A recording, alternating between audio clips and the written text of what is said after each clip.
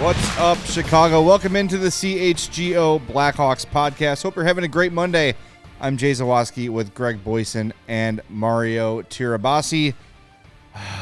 We're still basking in the glow of an amazing sports weekend for Chicago. It was a wonderful weekend. I don't know why everyone down over here is all pissed and upset. I had a great weekend. Yeah, we came in all happy, like high-fiving. I was like, what the Bears lost? And Illinois lost, probably. Sure. Safe assumption. Yeah, Illinois football, Illinois. Northwestern lost. The Sky are knocked out of the playoffs. Yeah, but everything's coming up Bedard, baby. That's all we care about on this show. Yeah, honestly, you are right. It was awesome. So if you missed it, we'll tell you all about it in a moment here. Make sure you smash that like button on YouTube and subscribe to the YouTube page as well. Podcast listeners, make sure you're following, subscribed, all that stuff on the your preferred podcast app. And please leave us a 5-star review on Apple Podcasts or Spotify kindly. And as my mother always says, if you don't have anything nice to say, don't say anything at all. Or just tweet it at us. Yeah. Don't mess with our nut on What? Apple Podcast reviews. Yeah. Right. Don't do that. Yes. Yeah, no nut messing, please. Exactly. Don't ruin it. All right. Well, before we get to the Tom Kurvers Prospect Showcase and how well the Hawks performed, a little bit of news from the Hawks. If you want to attend training camp practices, you need a ticket. The good news about that is the ticket is free. It remains free. You just need to reserve it. Go to blackhawks.com/practices, and you could pick your day and reserve up to 4 tickets. And come hang out at Fifth Third Arena and watch Connor Bedard and Corey Perry and everybody in between. Mm-hmm. Really, it's because Corey Perry is here that they've implemented this new ticket. We have embraced process. our Pudwack. Yes.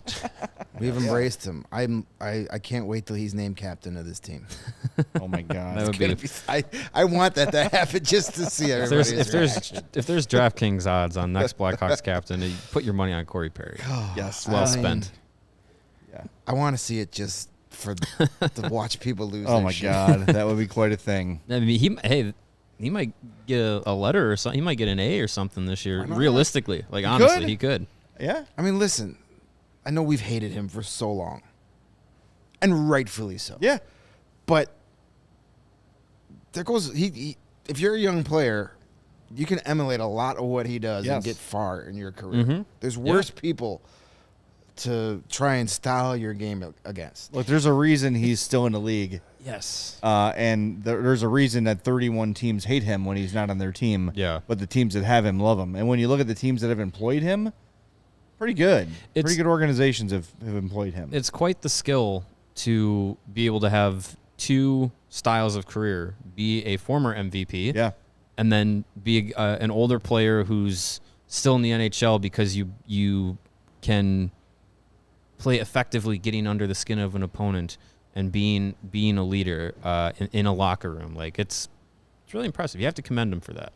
Well, he'll be there at training camp, and hopefully you can join us too. And if you see us, say hello, blackhawks.com/practices to reserve your tickets.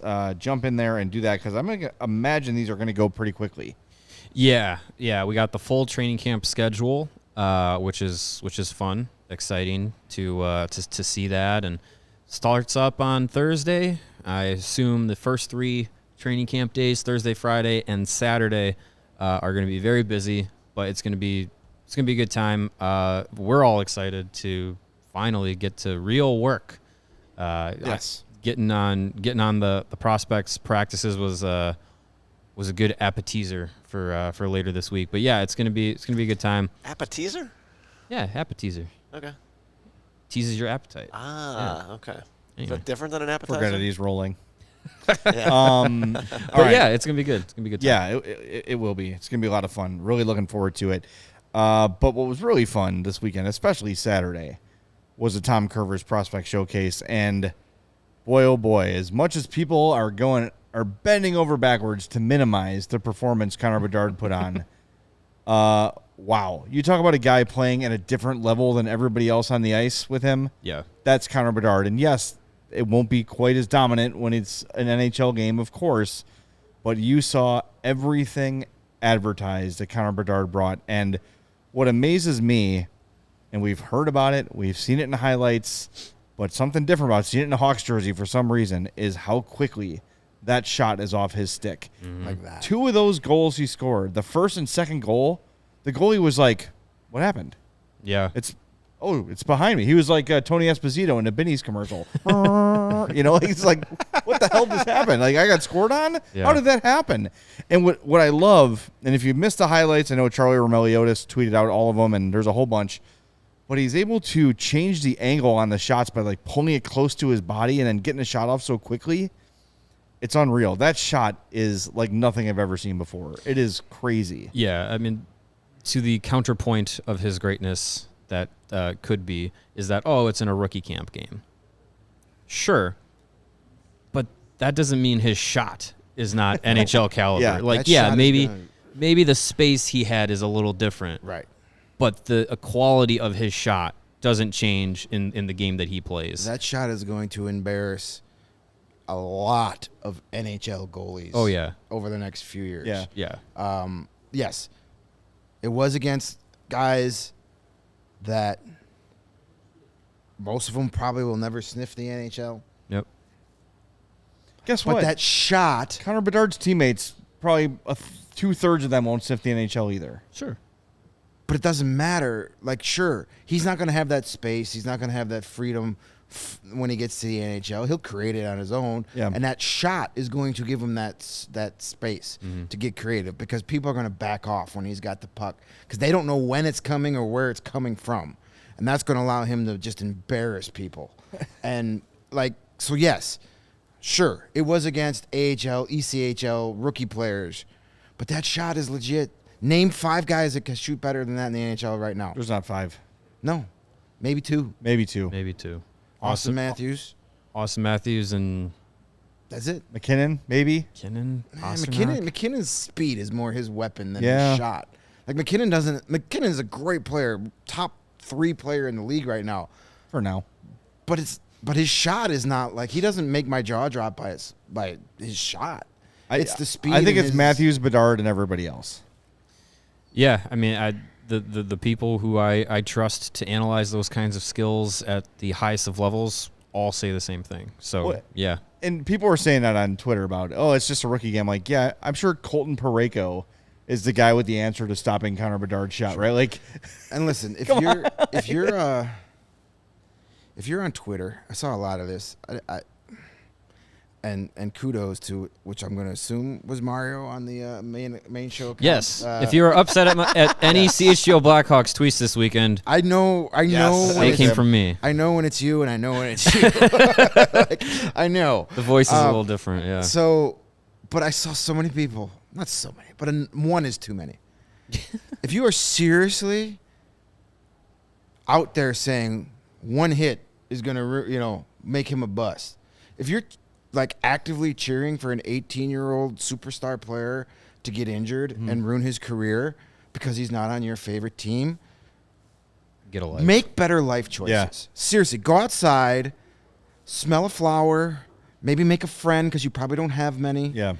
Or stick your head in the oven. Like, seriously, dude, you are a miserable human. Nothing in between. Yeah, you are a miserable human being. Like, I don't care who it is. I'm not just saying that because it's Connor Bedard.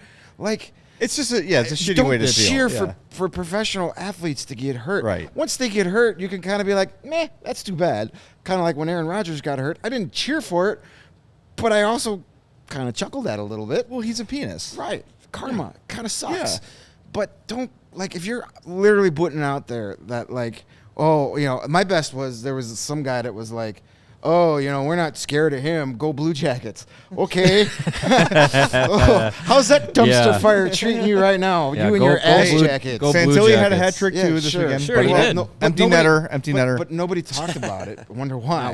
Not one person talked about Well, it. maybe because, the old, speaking of Pudwax, you hire a well-known Pudwack, and the guy doesn't even get to coach one game. Breaking we'll get news. into that. But Pudwack does Pudwack things. Exactly. Maybe you don't hire the Pudwack. Faces Pudwack consequences. Here's my and he's probably still the 3rd winningest coach in Ass Jackets history without even coaching a game. He's got a perfect he's winning the top percentage. 10 in He's top 10 in undefeated. wins. Yeah. Yeah, he is. Yeah. Like honestly, yeah. When does the guillotine come for Jarmo Kekalainen too? I thought Apparently, it it's He's another one of not. these. It just speaks to narrative controlling a lot of things. Is when Jarmo Kekalainen was hired, it was seen as this really great and forward-thinking hire. He hasn't won and shit. despite the evidence since him taking over, it can't be undone. It's like the Iser plan. It hasn't worked. He hired Tortorella, didn't work. Yes. Hires Babcock, has to fire him. to accept his resignation Yeah. before he even gets one practice in. Yeah. And Emily Kaplan had a tweet saying about, like, a lot of the players were like, well, we never wanted him here. Well, maybe Yeah. poll your players before you make a hire. Hey, what do you think? We're talking Mike Babcock. What do you think? Hell no. No. Okay. No Right. thanks. So, yeah, like, If it just goes to show that the Blue Jackets aren't paying attention for many reasons. There's no way this guy should survive this tire fire. The last thing you want to do with a young team is bring in Mike Babcock. But anyway, this is not the Blue Jackets podcast. Bedard was great. Only played in the first game. One other guy only played in the first game. And I think we are getting an indication on which young defenseman has the advantage for making a team out of camp. He didn't play the second game, and he wore a C on his jersey in the first game. Wyatt Kaiser. Future captain of the Blackhawks. That dude looks like he has earned himself a spot, or at least, if you're talking about depth chart for the kids making the defensive roster, Wyatt Kaiser seems to have a pretty big advantage. Sitting out the second game, Yeah. and the first time I've seen anyone in a C aside from Jonathan Taves in a really long time. Well, they for the prospect tournaments they name captains. I know, but but it's just But yeah, no, I think it said something. It's an indication of within that group of players where they see Kaiser as kind of a leader in that role, which is good. Yeah, it's definitely an indication that he's getting the more NHL caliber treatment within the prospects group. But yeah, I would say him and Alex Vlasic are probably the two guys, young defensemen, that I would say have the big advantage of getting a full season roster spot in the defensive group.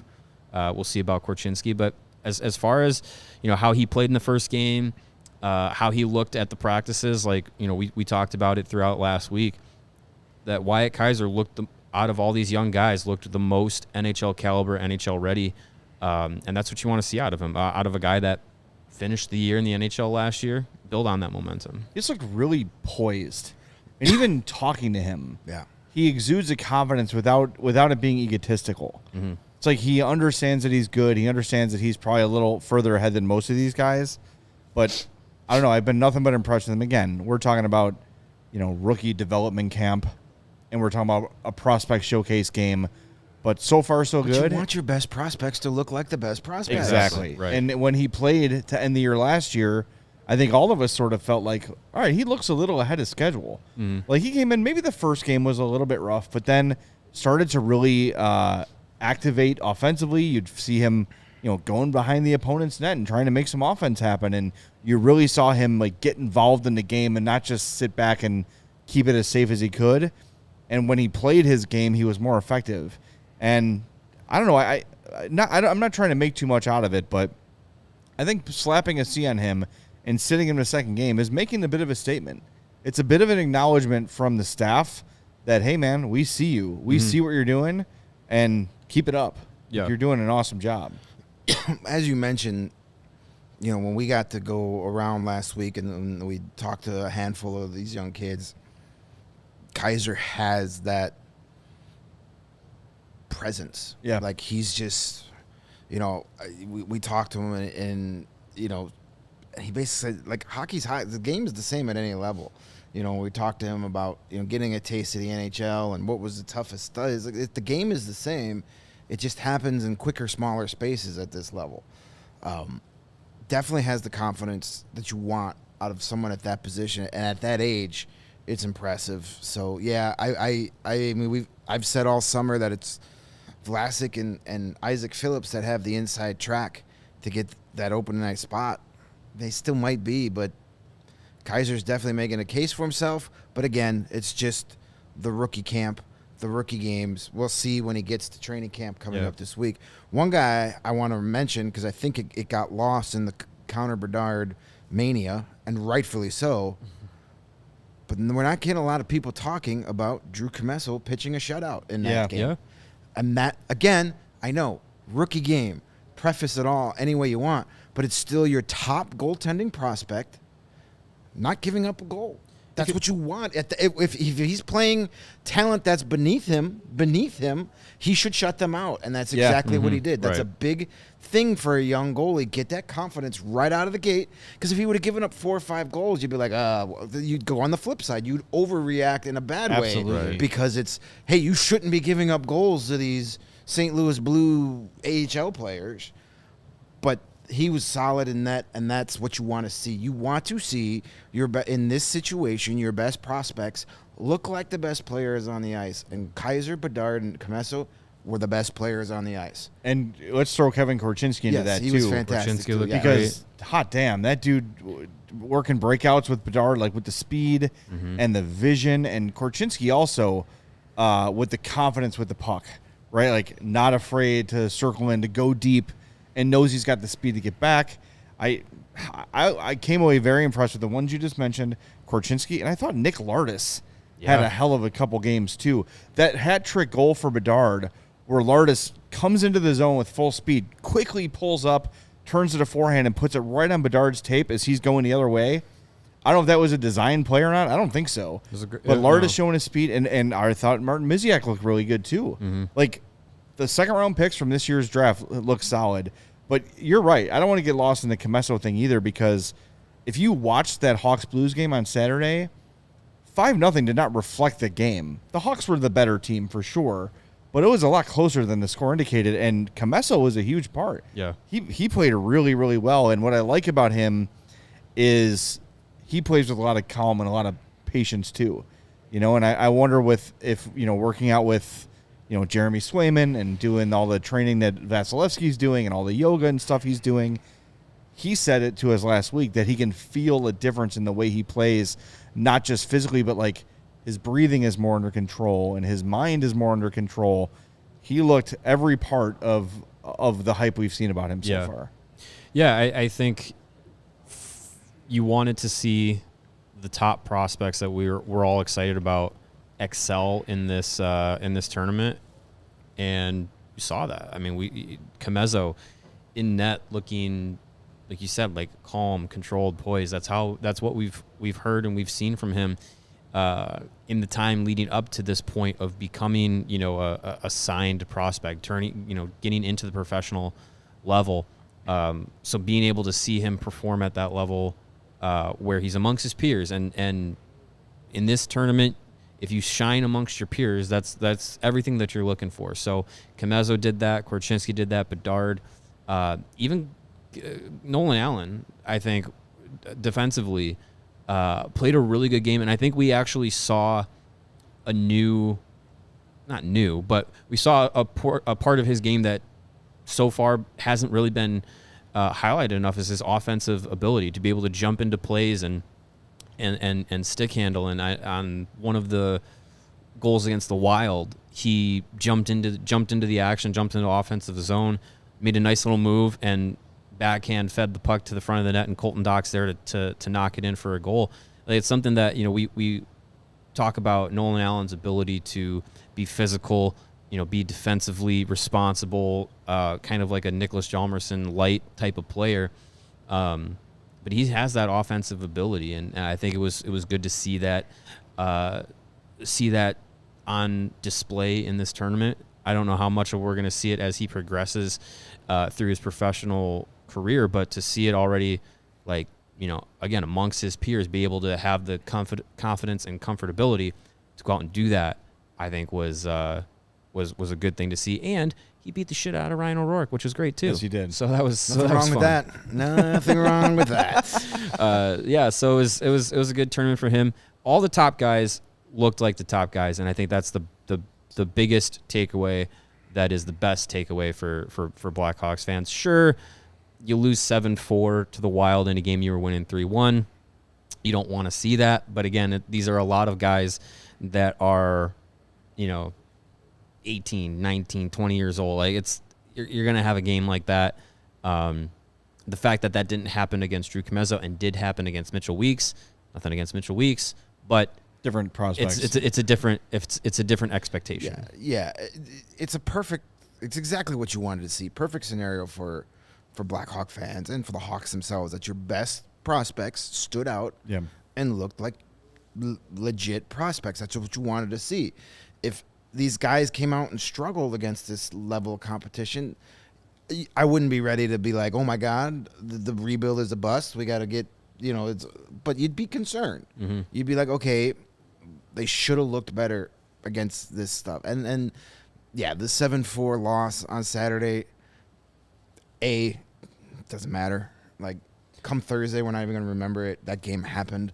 And it's a bunch of kids playing a second game in less than 24 hours, and they haven't been in game shape for a couple months. They haven't played in a while. You can skate all you want, but it's different. And you're playing, these type of games, very physical, very intense. It's hard to keep that intensity up for 6 periods over the span of 18 a day. hours or whatever. I also wonder what factor, if you watch the game on Sunday, the arena where the Wild hosts this tournament, it's like open end with windows.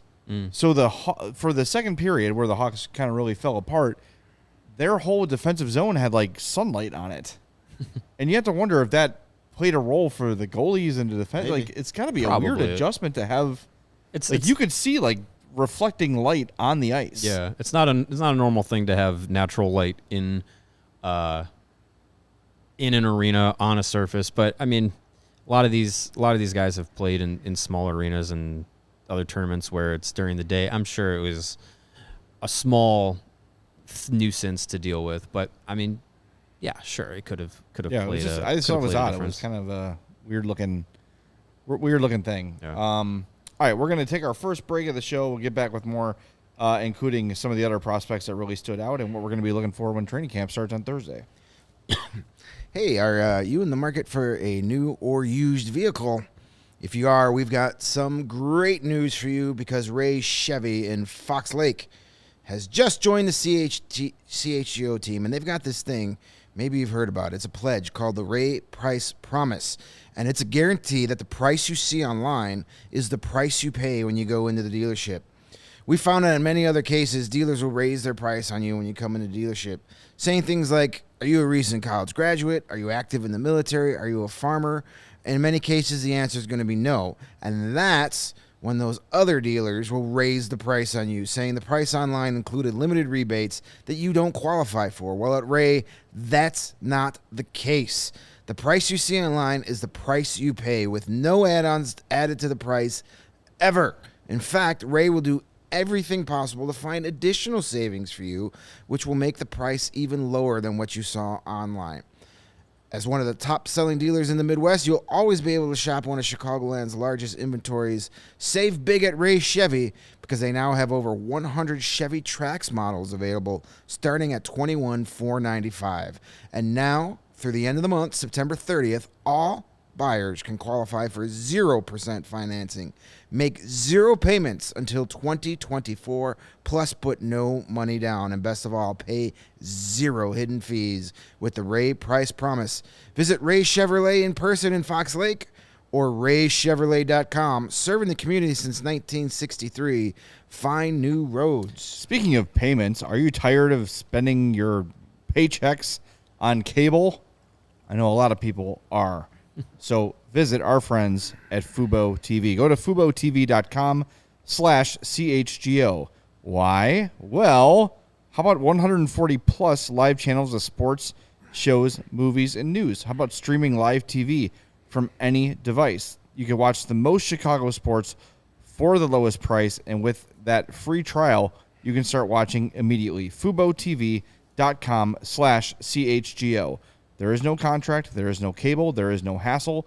Just sign up and start watching. 1,000 hours of cloud DVR included at no extra charge, and you can watch your local teams while traveling. We've got college football, the Big Ten underway.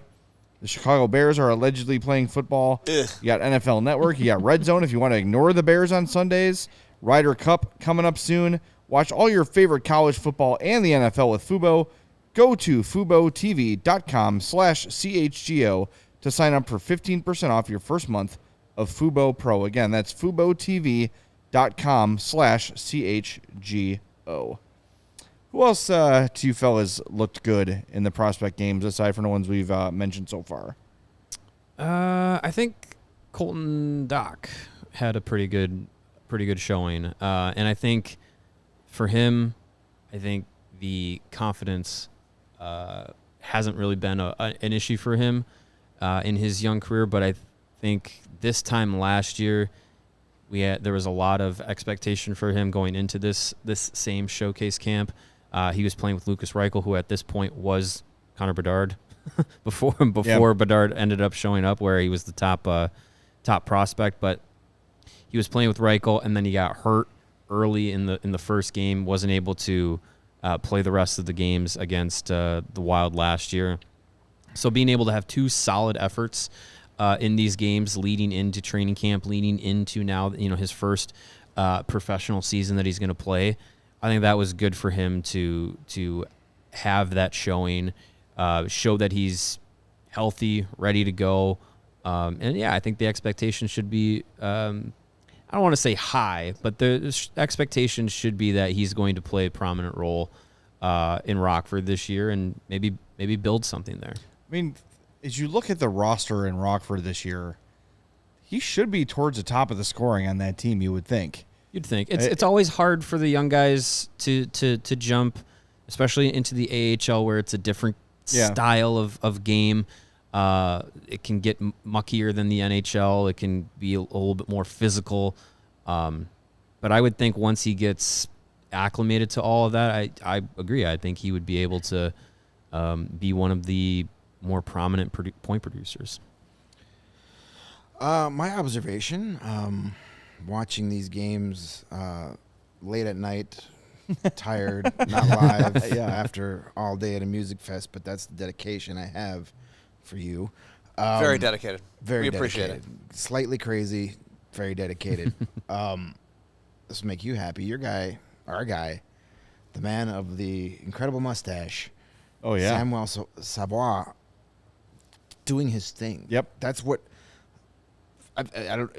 You go out there and you play a pesky game, and you're goading other teams in the penalties when you have Connor Bedard on that power play. That's yeah, buddy. Keep doing it. Because every time you get out there and you make some guy slash at you or take a frustrated penalty, that gives Connor Bedard in that shot 2 minutes on the ice with space. He's not going to need all 2 of those minutes very often. No. So it's a very effective game. Not showing up in the score sheet, really, but doing what he does best. And if that's what, we can get from him if and when he gets to the NHL level, and I really think he's going to get every opportunity to get there, but having a guy like that gets you on the power play and gets other teams off their game, it's just as effective as having another 20-goal scorer on your team. And he's got the talent that he could, as my buddy, I got to give him credit for as my buddy Fork said, he could pinball his way to 20 goals. Sure. on a talented team. Absolutely. Yeah. I mean, and your point about the power play is right. I mean, you goad people into it, and then he's also, if he makes the NHL to the extent that they hope he will, he's going to play that Shaw role where he just goes and parks himself in front of the goalie, takes some hits, and just lets the puck hit him and go in. Hopefully he doesn't take any offensive zone penalties while on the power play. I'm sure he will. Right. Shaw did. I'm sure there will be a handful every year, but I think you trade that for the effectiveness he brings. And just a little sidebar here. Last week we talked about how Bedard had slotted into the Patrick Kane spot on the power play, but plays it totally different. This game Saturday was a huge indicator of how Bedard is so shifty and is always moving around the ice. Like Patrick Kane was pretty stationary between right point, right wing boards, and he would sort of look and make his move. He was shifty and get around people. But Bedard is like constantly in motion with the puck. And we talked about it Friday where watch him when he skates, he is always looking up. He's never looking down at the puck. And I know like that's kind of the standard. You're not supposed to look down or you get killed. But I feel like Bedard never has to look down at the puck. He's always heads up, looking, searching, and navigating the offensive zone with poise and grace. And he's something to watch, man. Yeah. Like it's I don't know, the way I like that they have. It's interesting that him and Kane are in the same role, but they play it totally differently. Yeah. And both methods can be equally as effective. You know, because Kane can just pick you apart. Yeah. With a saucer pass or like, oh, give me that inch, crack that window open a little bit, and I'm going to take it. But Bedard is just so different in the fact that he's weaving in and out of traffic looking for his shots. It's a lot of fun to watch. Yeah, I mean, I think Bedard being able to move around, and you talked earlier about changing the angle of his shot, changing the angle of where you have to realize that he is on the ice, I think is an advantage that is an advantage to him at that point, because Patrick Kane had the game and the ability to be stationary but still be deadly with where he could put the puck. A guy on a power play that is stationary and deadly is Alex Ovechkin, because he just can rip a one-timer that most goalies are not going to have a chance at. But Bedard, he has that high-quality shot that he can release from anywhere on the ice, and if it's all coming from one spot, like Ovechkin, like, yeah, you can get used to that and expect it coming from that spot. But if you have to track where he is, specifically just him on a power play at all times, then you also make it more difficult because, okay, well, I know where Bedard's at, but where are the other four guys moving now? So that's why when we talk about like movement on a power play, it's not just getting the puck around. It's part of it, but moving the players, moving whoever's going to be the attacking player, moving them around and making sure that the defense and the goaltender always have to be tracking where they all are.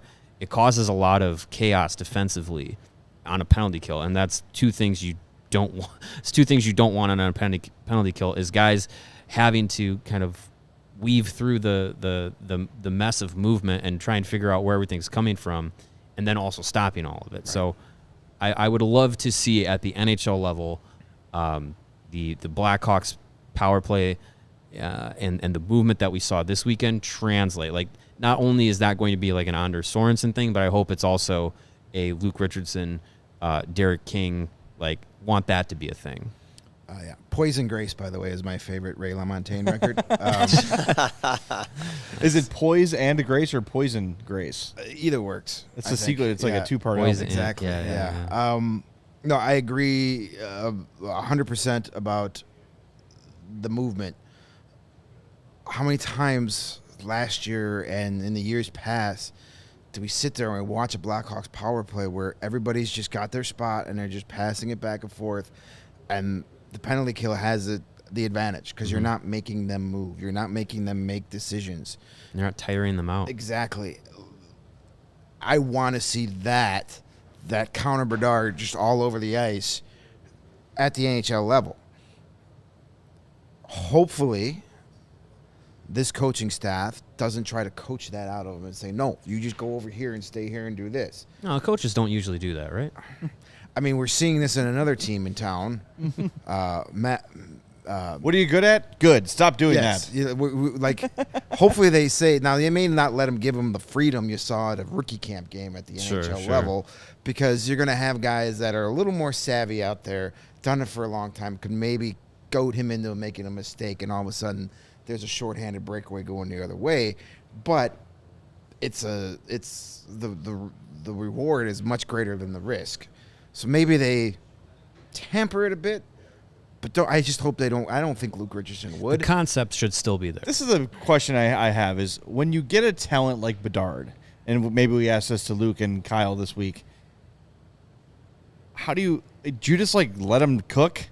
Like, I don't know. Like, how do you watch what you saw Saturday from Bedard on the power play and say, why? Right. How much does a player like him with his skill set, how much do they have to play into the X's and O's of the strategy, or how much is it that more or less the rest of the team react around them? You build this power play around him. Yeah. And say, get him the puck, react to what he's doing. Because what Bedard is doing is hunting. He is finding his open spot to shoot. He's weaving, he's looking, he's trying to find a lane, and when he finds a lane, the puck's on the net and it's in the back of the net. or he has the ability to draw in the defense and distribute Yes. elsewhere.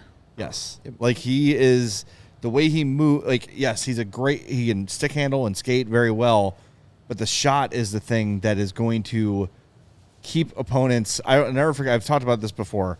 I went and saw the Hawks in person. This is in the 90s, and they played against Mario Lemieux. And Lemieux was in the power play. He was on the left wing boards. Same deal, right?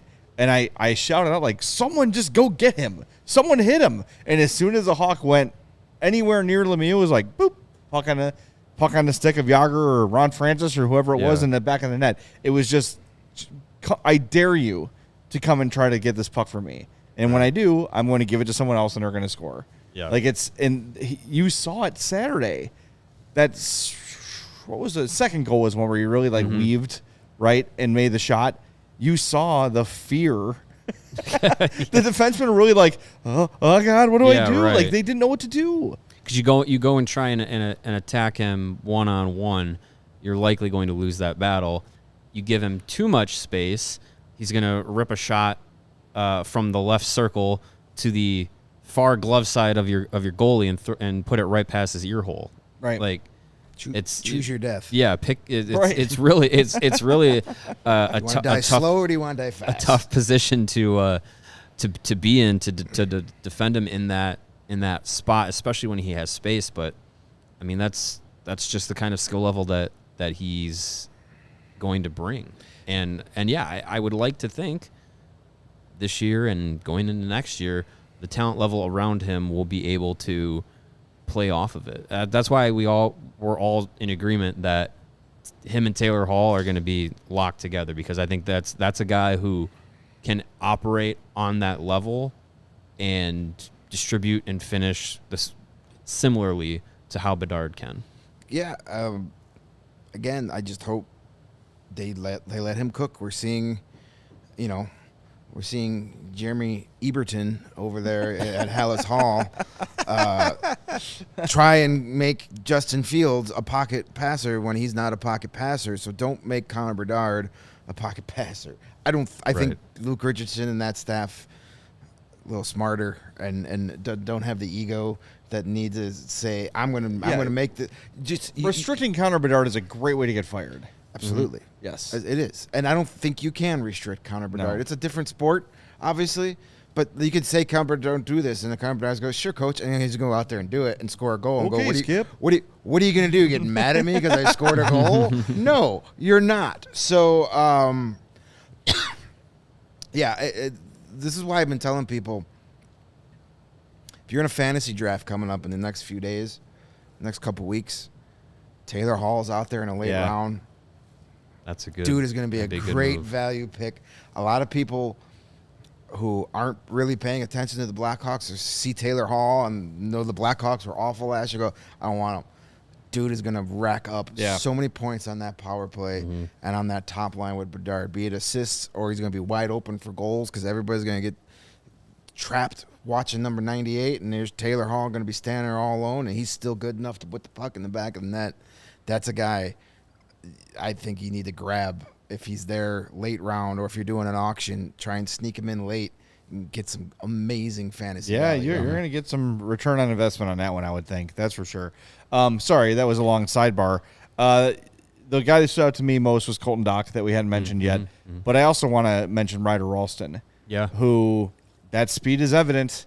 That determination is evident. Like, that's a guy who, when he's on the ice, he's very noticeable. He is making things happen. He is forcing turnovers. He seems to have, like, limitless energy. Yeah. The work ethic was evident. Yeah, and it's really hard to predict because in Notre Dame, he was not this massive offensive output kind of a guy. Like, he was one of their better players, but never put up huge numbers. But the game changes so much from level to level. Yeah. I'm interested to see what he does in Rockford. And I think we mentioned this last week. I don't know if we were talking in practice or if it was on the air. They all kind of run together. But maybe the kind of guy who does better in a better league because he's got better teammates and it's not so mucky and so grindy and the puck moves a little better, where his energy and his enthusiasm can be better utilized as opposed to just kind of blending in with a bunch of other grinders. I mentioned this with Andrew Shaw, Yeah. who when he was called up from the Hawks or to the Hawks, there was no expectation for him really at all. He was just kind of a body on a call up, and then all of a sudden he made it so they couldn't send him down again. Yeah. You know, and I don't know if Raw, we don't know, but I've just been impressed with what I've seen from him in camp and in the prospects games as well. He's opened the eyes of or caught the attention of Anders Sorensen. I mean, he used the word insane when describing Ralston's speed and how fast he does everything on the ice. And that's going to translate well to the AHL, NHL level. It's all about speed. I don't know what the ceiling is for Ralston. I don't know what his future is. At the very least, he's got a long, productive AHL career ahead of him. And there's worse things you can do than play AHL hockey for 15 years. You can make yourself a nice living. You can make yourself a lot of contacts and be a hockey lifer without having sustained run in the NHL. But I think his speed puts him on a different level. And he's definitely the kind of guy that knows and is willing to just take on whatever role he's given. Yeah. You know, he's not going to be a guy that's like, and he's even said it, like, I'm not going to come here to score 40 goals. That's not what I do. So he's going to know, he's going to figure out what it is he does best to keep him in the NHL, and he's going to try and excel at that. And I'm rooting for him. I'm not just saying that because, you know, we went and talked to him in South Bend, even though he was like our third choice. He doesn't need to know that. But he's a good kid, and like he's got that pedigree, and you talk to him and you're like, you swear like he's out of like Central Casting from Letterkenny without the Canadian accent. Oh, yeah. Like he's got the cliches down. He's got the lettuce hanging out of the backwards hat. You know, he's just got it. He's got that lingo down. Like, there is no doubt if you met Ryder Ralston and had no idea who he was, within 3 seconds of talking to him, like, you're a hockey player. That's a hockey player. Yeah. Yep. He's got it down. He's like if you built a hockey player out of cliches and stereotypes, it would be Ryder Ralston. If you did it in a lab, yeah, you'd get but a Ryder Ralston. I'm rooting for him, whether it's with the Blackhawks or not. I hope he finds it and gets his shot to be an NHL player, because he's one of those kids that are easy to root for on a personal level, regardless of what team he plays for. And he definitely seems like one of the guys that is embracing the role of being one of the older prospects. In this last week, talked with him, and he said that, you know, being able to be a leader and you know, keep the group together and kind of be in that role is something that he's looking forward to doing and embracing. And I would say seeing him interact with the team, as you know, as much as we were able to get access to and see the players during development camp and see what they were doing with all their off-ice activities and workouts and events and all that stuff, it always seemed like Rolson was a guy who was talking to everybody and, you know, being engaged and being able to, you know, kind of be like a high energy guy both on and off the ice. So yeah, he's an easy guy to root for sure. Definitely. We're going to get to some of your comments on the other side of the break here. That includes Young Dangle God's his donation, annual recurring donation to the show, which we always appreciate. But first, we want to get you decked out in the best sports gear around with our friends at FOCO. Hoodies, shoes, signs, bobbleheads, banana hammocks, and everything in between. Baseball season is here. It could be over sooner than we were hoping, but it's never too late to get decked out for a game. It's going to be 80 degrees, 86 degrees this weekend. Nice. So get your Aloha shirts, your straw hats, your polos while you still can, your bags, everything you need for a game. And as the weather cools off, you can get your hoodies and everything to stay warm at a sporting event, including, hopefully, October baseball. And FOCO has also donated a bunch of awesome pieces to our set here, so we thank them for that. Go to FOCO.com or click the link in our description below. For all non-presale items, use the code CHGO for 10% off. Again, that is FOCO.com, FOCO.com, promo code CHGO. Earlier, I told you about our non-shady friend, Ray. Well, now I'm going to tell you about our shady friend, Ray. And shady in a good way, as in shade for your precious eyeballs. You mentioned it's sunny out today. It's going to be warm. We're going to get that Indian summer here in a few days. So summer hasn't gone away completely. So take on that warm sun with gear built to last. Our friends at Shady Rays have you covered for the warm weather that's coming with their premium polarized shades at a very affordable price. Shady Rays is an independent sunglasses company that offers a world-class product that's just as good as any expensive pair we've worn. Their durable frames and extremely clear optics are perfect for any and all of your outdoor adventures. That's not all. Shady Rays offers the most insane protection in all of eyewear. Every pair of sunglasses is backed by lost and broken replacement. If you lose or break your pair, even on day one, they're going to send you a brand new pair. No questions asked. Wear your Shady Rays with confidence because they have your back long after you purchase. I'm not going to have to use the lost and broken replacements program after Riot Fest. All my sunglasses survived, in case you guys were wondering.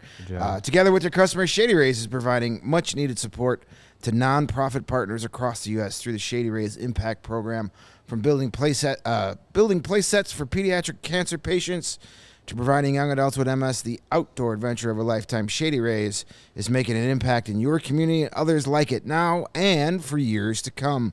If you don't love your Shady Rays, you can exchange them for a new pair. Maybe you just don't like the particular color or style. You can exchange them for a different style.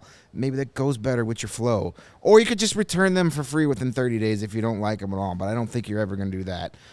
There's no risk when you shop. Their team always has your back, and exclusively for our wonderful CHGO listeners, Shady Rays is giving you their best deal of the season. Head over to ShadyRays.com and use that promo code CHGO at checkout, and you're going to get 50% off all your orders of 2 or more pair of their awesome shades rated 5 stars by over 250,000 people.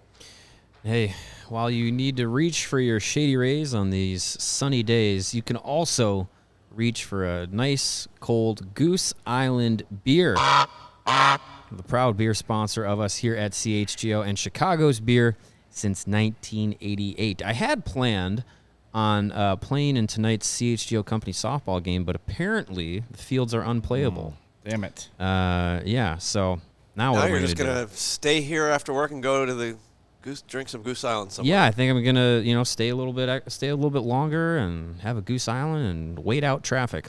And while I'm doing that, and while you enjoy your warm, sunny days here in September, you can reach for a Goose Island Full Pocket Pills, the everyday beer that the Goose Island beer brewers are drinking.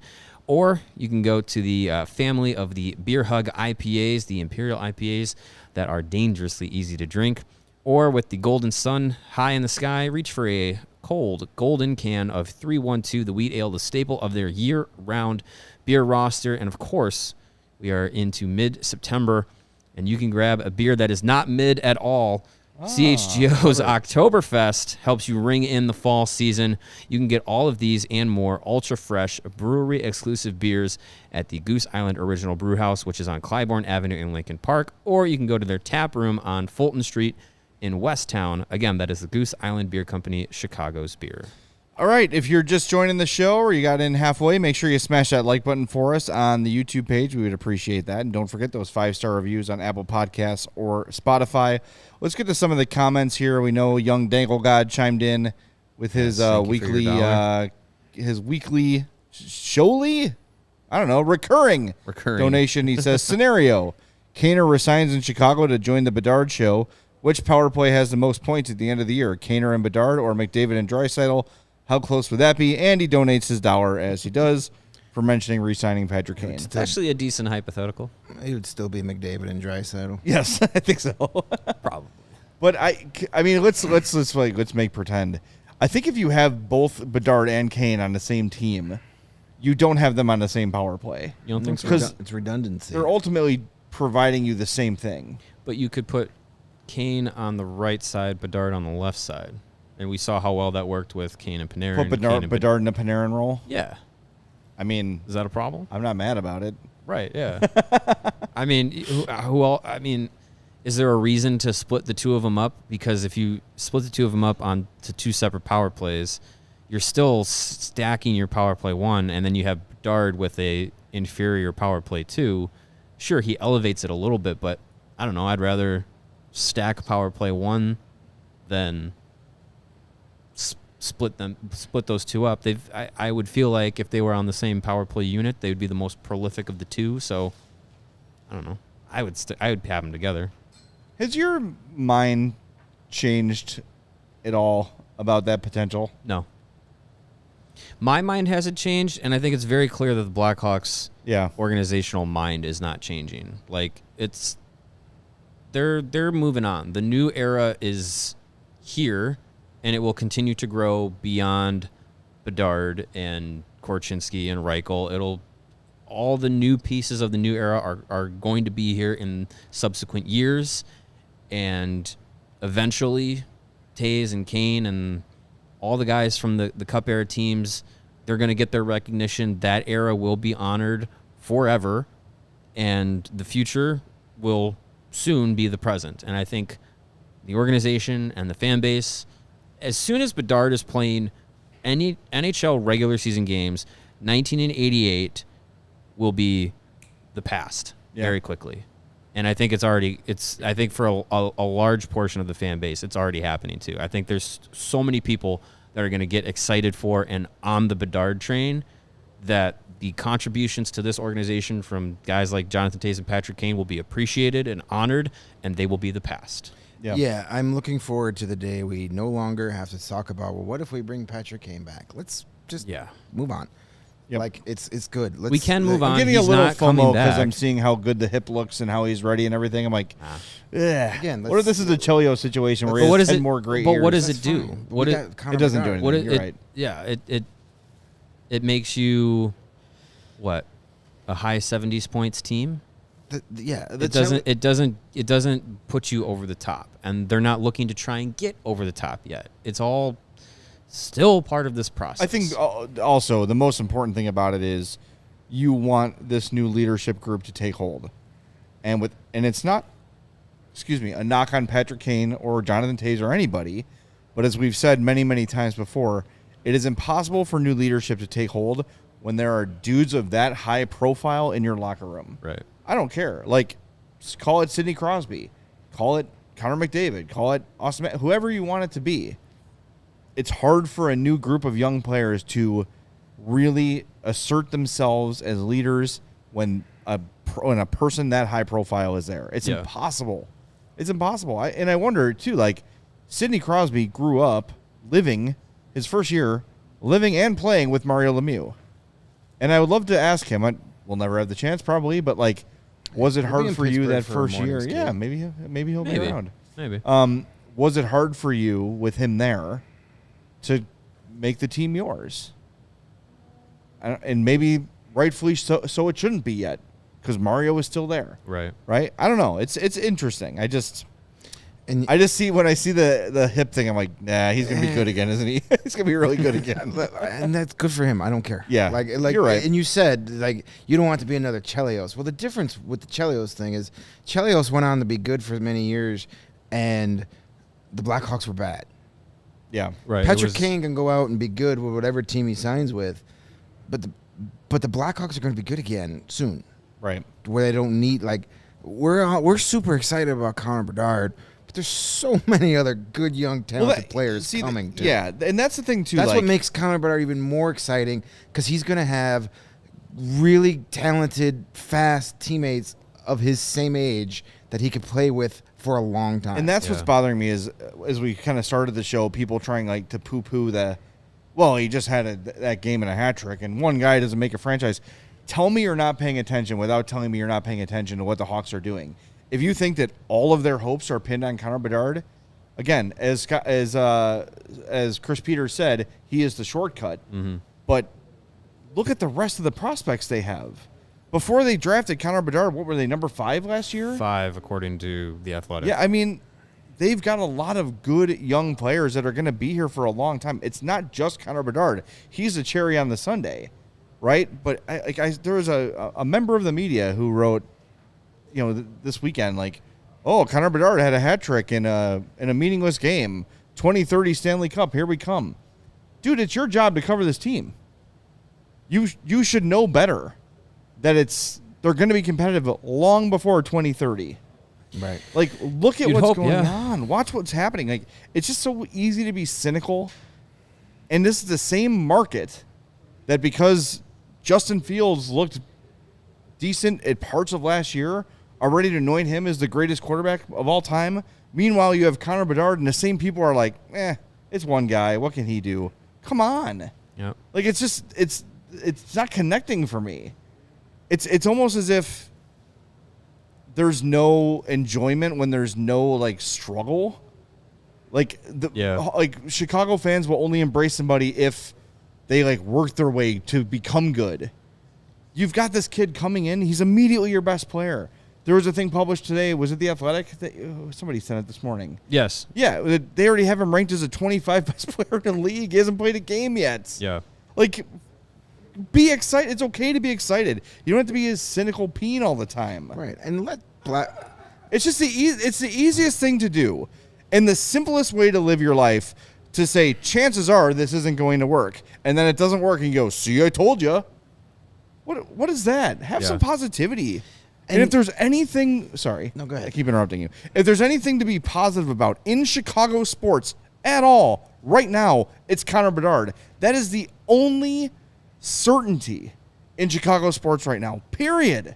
You could be excited about Cody Bellinger, who's probably leaving in 2 months, right? You could be excited about Justin Steele, who might blow out his elbow. Like, you know what I mean? Like, there's maybe Justin Fields becomes that dude. Okay, but the coaches suck. Like, the one thing to be legitimately excited about in Chicago is the Blackhawks and is Connor Bedard. And it's not going to be a great year this year, but all the complaints we hear about the Bulls and the Bears and the Cubs and the Sox and having no direction and no plan and no way out, the Chicago Blackhawks are the opposite of all of that.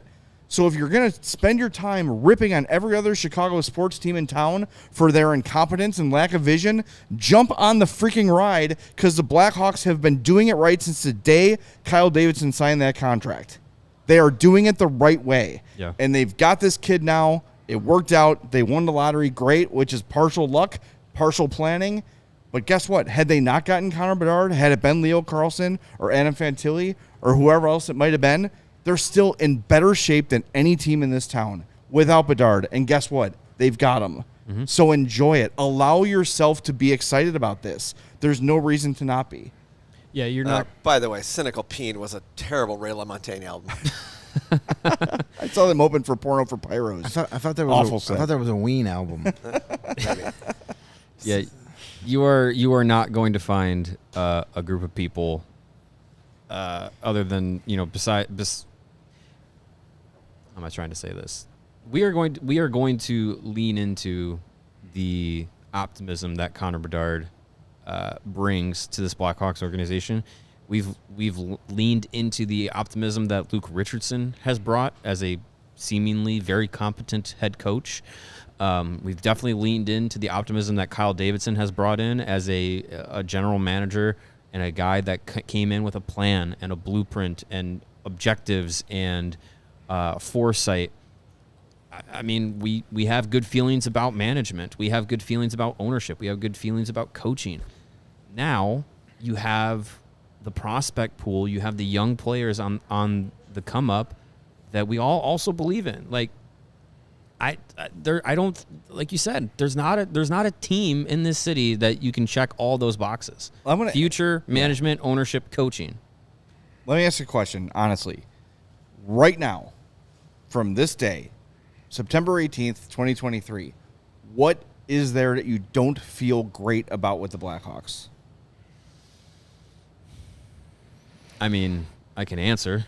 Go ahead. That'd be the past, but that's what I'm saying. But that's not. But that's not. As things stand right now. Yeah, the people running the organization were not here in 2010. Right. There's not a single player who was here in 2010. Right. The only link to that team now is Brian Campbell, who is assistant with Kyle Davidson. Yeah. Fine. If that's the thing that you're bitter about, that there's still a remnant of 2010 on this roster, fine, I'll give you that. But what about the direction?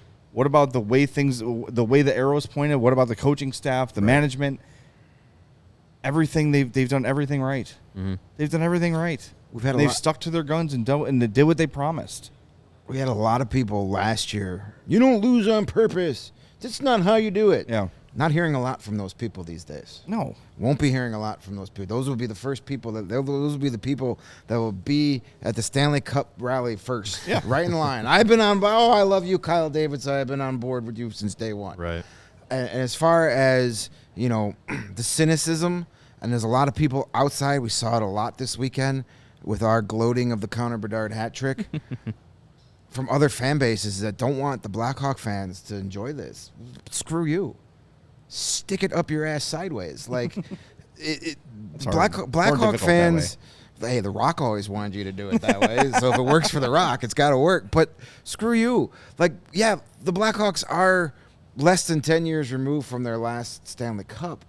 But Blackhawk fans have had to endure a lot of crap the last few years. On the ice and off the ice. We had to go through the Jeremy Collinton era. We had to go through the last 5-6 years of he who should not be named. Then we had to wear the embarrassment of the Kyle Beach scandal and the cover-up, even though Blackhawk fans have nothing to do with that. Right. Zero. They just want to support their team. They don't want to be embarrassed to support their team anymore. And how quickly they've been able to get pride in this franchise again is amazing. Yeah. So let them have the moment. Let Blackhawk fans enjoy this. I know in sports, especially when you're a rival team, you got to crap on everything. That's part of the game. I get that. But, Blackhawk fans, be excited about Connor Bedard. Be excited about Luke Richardson, Kyle Davidson, what's being built here. Because it has changed in a hurry. And yes, a lot of these kids may never get to the NHL level, but I doubt it. I like the chances of a lot of these guys not only getting to the Blackhawks, but being very effective with the Blackhawks. So this all started by talking about something we all need to owe $1 to the jar for, and that's bringing back Patrick Kane. No. Those days are over. Yeah, for the record, I'm not saying that. No, I know that. Yeah. But, we still get people, what about 2 years from now? We don't need him in 2 years. No. What he's done has been great. And he will have a statue. But why, it's going to be fine without him. We're going to be okay. We're going to win without him. It'll be great. Well, and I'm not rooting again. I hope Patrick Kane goes to wherever he wants to go. He chooses wisely, like in Last Crusade. Choose wisely. Sure.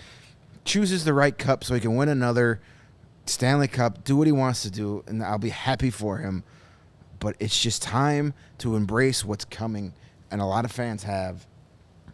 It's not time to look back. It's time to look forward. It's going to be great. I'm pumped to get this year started, and I'm pumped for what the next, hopefully, 10, 12 years has to bring, and hopefully we're all still sitting here doing this, when the Connor Bedard era is over, and we can say, wow, that was great, but let's not bring him back next year. It's so-and-so's team now. Yeah. Well, in 2 years, you're going to start want to look at Mitchell Marner and Mikko Rantanen and guys with a lot of hockey ahead of them to be your new Marian Hossa and to come in and be that dude as your team arrives. It's not going back to the past and bringing somebody who's 36, 37 years old at the time. No. It's time to bring in that final piece, that assassin, if you don't go get one next summer, which could certainly happen. Look, it is time. The reason I brought it up was I am going to have some FOMO because I think he's going to come back stronger than ever. But everything in my brain says move on. Yeah. It's right to move on. Yep. Let this new team take hold. Philippe says Detroit's going to unleash Cat and Kane on us. Yeah, how many Stanley Cups did that win in Chicago? Unleash away. They still got crappy defense and goaltending. Yeah, I'm sorry. This is the Olli Maatta thing is the one that just solidifies the whole narrative thing. The Hawks bring in Olli Maatta, and he who shall not be named is the biggest idiot in the world. Steve Yzerman does it. Oh, what an inspired move! What a bargain! Wow, really thinking with his head, and what a genius to find such an accomplished defenseman at such a low price. Show me, Stevie Y. I hear how great you are, but the Red Wings have not jumped. I think they've been, since he's taken over, I think their trajectory's gone down. It hasn't gone. It hasn't gone to the point where you would listen to Red Wings fans and believe that they're at, but no, they're not there. And They've been passed by Buffalo. Yeah. I think they've been passed by Ottawa potentially. That's a good point. I mean, it's again we've talked about it multiple times this summer. Looking at their division, are they top 5? No. And top 5 in your division doesn't even guarantee a playoff spot. Yeah. So good luck to them. But And Philippe, I knew you were kidding. yeah, Philippe. it was I knew jest. that was in jest. Yeah. But that's why I'm saying, bring it on. Here's the Red Wings division for those that don't have it top ahead. Maple Leafs, Panthers, Lightning, Senators, Sabres, Canadians, Bruins. Good effing luck. They might be the worst team in that division. They might be. Second to worst. I think Montreal still has some time to grow, but they'll be there soon. If Montreal is healthy this season, they're going to be they're not going to be terrible. I'd rather have Montreal's future than Detroit's future. Oh, 100%. Yeah. Mm-hmm. 'Cause, yeah, Caulfield, Suzuki, Slafkovsky. Got some nice defensive prospects, Hudson and Reinbacher. If those guys hit their ceilings, they could be a pretty darn good team. I'd rather have that than, hey, maybe year 11 of Dylan Larkin is when we finally make the playoffs. I actually feel bad for Dylan Larkin. He could have signed elsewhere. He That's didn't have true. to come back. Yeah, he didn't have to stay there. He decided to stay there at this point, so too effing bad, pal. All right, we got one more super chat we got to get to before we wrap up. It's from Windy City Hockey.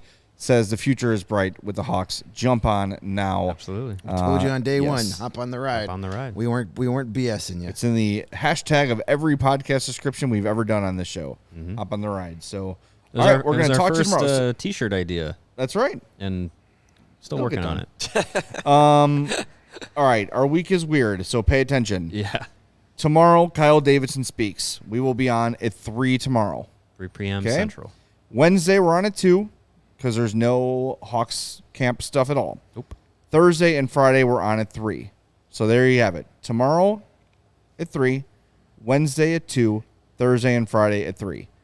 Then next week, we've got some games. So we've got some weekdays off. Wow. 3 games. That's crazy. Thursday, Thursday, Saturday, Sunday. Yeah. Yep. Next Preseason- week. So preseason hockey. here we go. It's here, baby. Love it. And we're glad you're here with us. God. Smash that like button on your way out. We have 92 likes. I know we can get to 100. And yes, I know we can. we will have post-game shows for all the preseason games. And we're going to have a pregame show Yes. Hey. on, is it the first one? The last preseason Last game. preseason game against St. Louis. Yes. Last preseason. We're going to try out the old pregame. Pregame Our first show. ever pregame show. That might be a thing more frequently this season, as long as you guys want it. Especially for the road games. We're already here. Might Yeah, as well we're do here. it. Yeah. Exactly.